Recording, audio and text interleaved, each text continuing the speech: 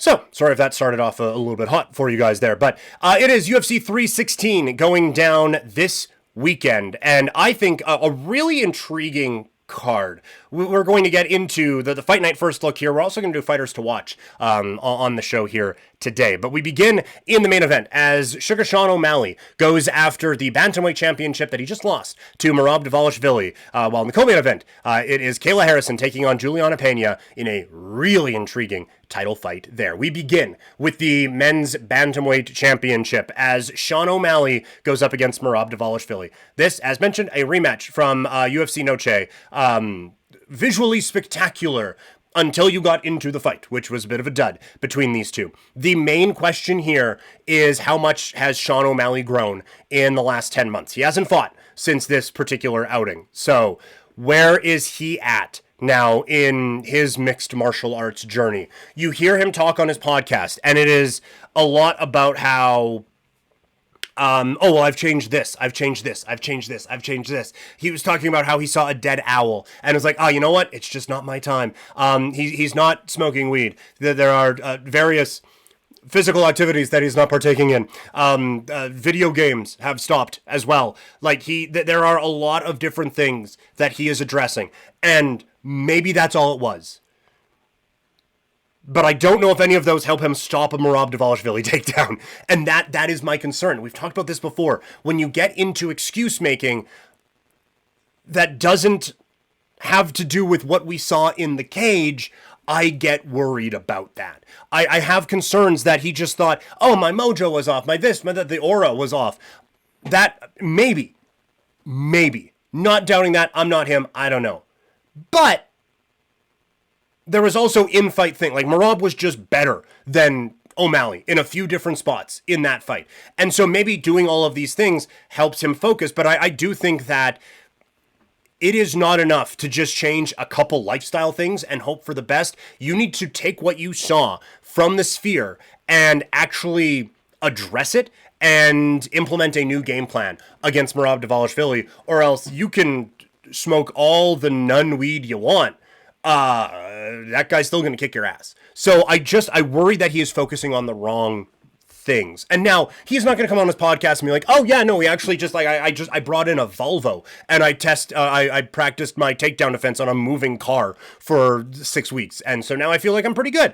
Like, he's not going to give out specifics on that, but I still just think that he's kind of focusing on the wrong things. So the big story in this is, where is O'Malley's head at and how much has he actually grown as a fighter? The personal development, that's great. But how much has he grown as a fighter in the last 10 months?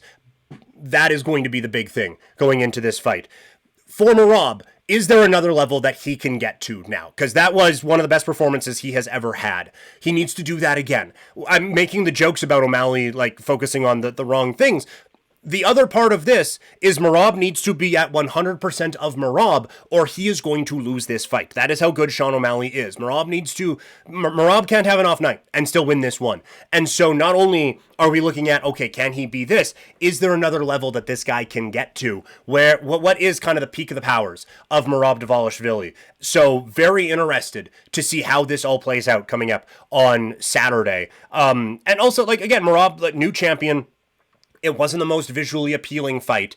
And now how do you build on it on the biggest spotlight that he has had anyway since that particular bout? Also, co-main event, also for a championship, as Julian Peña puts her title on the line against Kayla Harrison. A lot of people are viewing this as Kayla Harrison's coronation. She was the best fighter not in the UFC for a very, very long time. And the only reason that changed was because she went into the UFC. And now she's been the best fighter in the UFC. Now it's time to put a belt on it and see if she can do that. So a lot of people are viewing this as the coronation. The one thing that's a real concern, which seems topical given UFC, current events. This is a woman who has wrestled and competed at 170 pounds. This belt's for 135 pounds. That's a lot of ground to make up. Now, she has done it before, but never at this age, right? And this is one of the things we've talked about, whether it's with Aldo or just pick a guy. In boxing, as fighters get older, they move up in weight classes because that's how the human body works.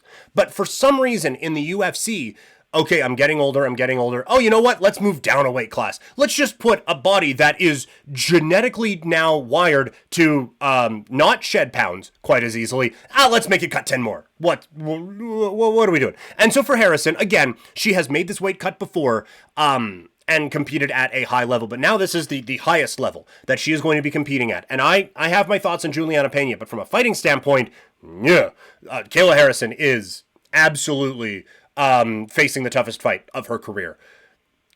And she's going to be doing it while having just tried to drain like 30 pounds out of her body. So very interested to see what shows up for her in that way. But if we are just looking at like a video game and both fighters are at their peak overalls, it's Harrison who wins this one. And as I am saying this, the champion, Juliana Peña, is fighting for respect. She tried to talk her way into a championship. It worked. She beat Amanda Nunes. I think the kind of heel shtick that she has had since then has been abysmal and just so disingenuous and just so that it kind of takes away from you remembering that this is a very talented fighter. And so she hasn't done herself any favors in kind of the building of her legacy with how she has kind of handled everything. But this is a fight for respect. If Juliana Peña can go out and legitimately whoop that ass of Kayla Harrison, one of the best fighters in the history of women's mixed martial arts from a talent perspective, then that does a lot for the old career resume, and that does a lot for earning the respect that Peña, probably fighting-wise, has deserved for a while, and certainly in her mind, feels like she has deserved for a really, really long time. So, lots of intrigue going into UFC 316.